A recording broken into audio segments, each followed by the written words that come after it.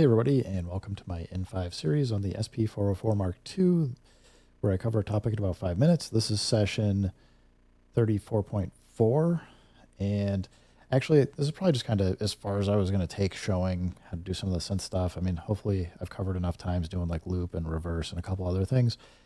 And instead I want to kind of just discuss what I think works well. I think the SP404 mk2 is able to record really fast. You can take external content. I think the zero snap really helps. The panning content to the center channel will or to the left or right from center will help you get that work on whatever you want to really quick and really emulate the sound of whatever synth or other thing that you're recording from. I think that's pretty powerful. The start and so I think the start and end is fine. Being able to normalize it will help you keep the levels of your sound pretty quickly, get them under control.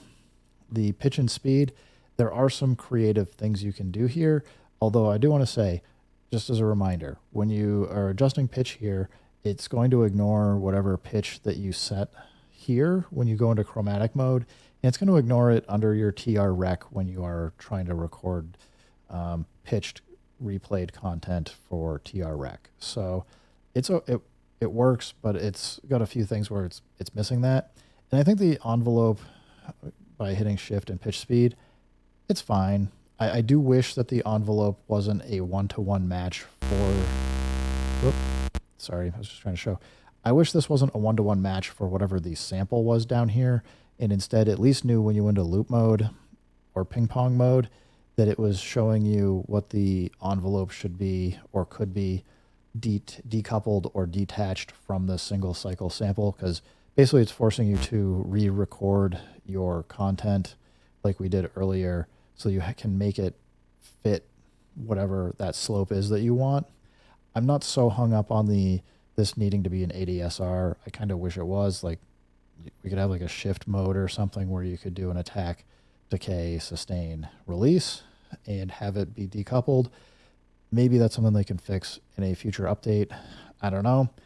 I also would flip and say, having to do any of the filters by hand to play it, I mean, it's okay, but it would be nice to be able to have like a low pass, band pass, high pass filter that was in this envelopes menu, or that there was another key combination to get in here so that you could do a lot of that, because there's a lot of powerful things that synthesizers and other samplers will do by giving you a second ADSR. Even having an LFO that you could just point at any of your effects or envelopes, start point, end point, loop point, whatever, I think would just open up the SP404 mk2 into a lot of new possibilities. I get that they don't want this to be a full-on sampler, and I do get that there's some level of charm for doing this manually, but it's just a bummer that some of these I would consider basic sampling features don't exist and or are kind of locked in having to kind of keep re-recording, resampling, and doing that kind of stuff. I do wish the chromatic mode and the TR rec actually knew that you had adjusted your pitch over here, because then I would tell everybody, sample at whatever pitch you want, just make sure that you adjust your pitch in here to be a C note by adjusting your semitones up and down. But since it doesn't follow and track, we're kind of stuck with needing to record a C note if you want to go into chromatic mode and you want to start setting your scale and your root note, and then be able to see what you can and can't play by kind of scrolling through here. Kind of a bummer. I even wish that the range was further, but I don't know. We get what we get, and that's how I have to work with it. So I don't know if anybody from Roland's listening. I really like this device. I think it's great, but I do think that as we keep getting more firmware updates, there's some of these just basic things I would really just like to see get ironed out so that we can have a better sampling and more powerful sampling experience. So keep up the good work, Roland.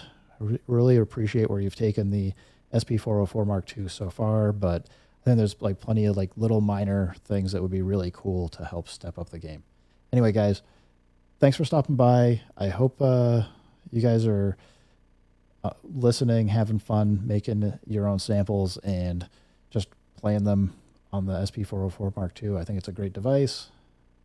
Keep making music, keep having fun, and peace.